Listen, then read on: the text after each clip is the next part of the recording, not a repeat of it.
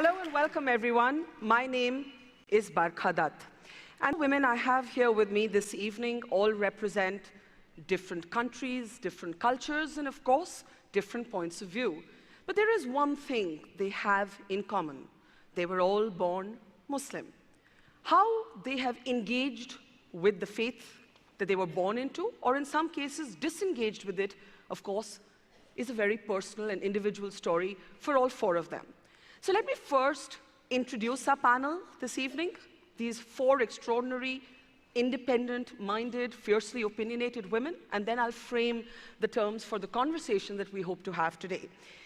And finally, Somalia-born but Dutch-American, Ayaan Hirsi Ali, perhaps one of the most famous, globally known critics and dissidents of Islam, someone who has actually had to face death threats and a fatwa for her contentious views on the religion that she was born into. Now, at a time when we live in the age of the Islamic State, and at a time of growing radicalism, the question that we are confronted with today as women is whether Islam is innately biased against women. Are Muslim women then somehow more oppressed than women of other faiths? Or is it those who distort Islam who are responsible for this misogyny? That is the question we face today. Of course, some of you might ask why we're here to discuss women in Islam. Why not women and religion? Aren't all religions, Christianity and Hinduism included, tilted against women? And finally, do you even need the excuse of religion to talk about misogyny? Look closer home at Donald Trump. What he said about women, according to me, is so much worse than the Muslim fundamentalists he seeks to keep out of the United States of America.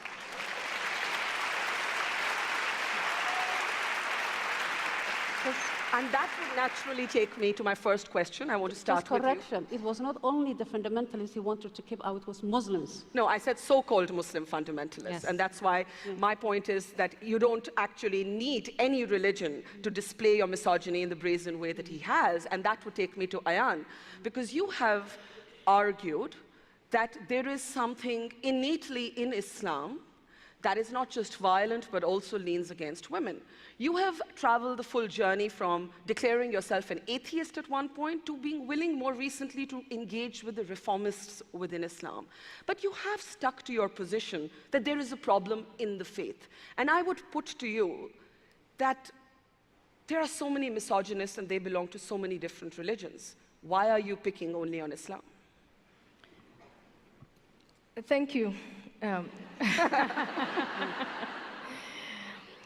Any public relations person will tell you never open your remarks with statistics. And I'm famous for being disobedient. And so I'm going to do just that. And I'm going to take from a Pew Research, and Pew does this research on religion, and particularly in the Islamic world, year after year. In 2013, they had the following question. They have this question all the time, but here goes. Do you favor or oppose making Sharia law or Islamic law the official law of the land in our country? 72% of Indonesians, 99% of Afghanis, 82% of Bangladeshis, 84% of Pakistanis, 74% of Egyptians, and on it goes, these overwhelming majorities of Muslims who favor Islamic law. My position is, and has always been, let's make a distinction between Islam as a doctrine and Muslims as fellow human beings who are incredibly diverse. I embrace Muslims, but I reject Islamic law. I reject Islamic law because it's totalitarian.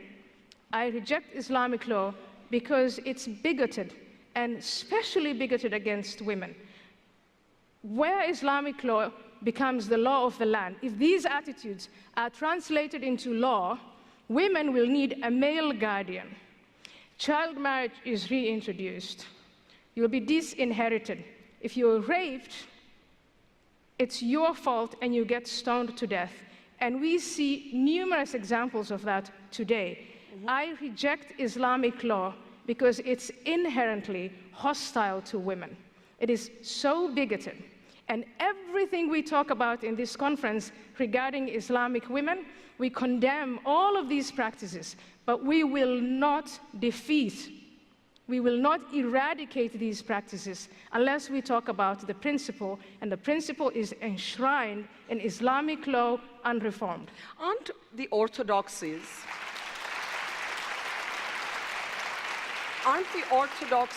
of all religions inherently misogynistic?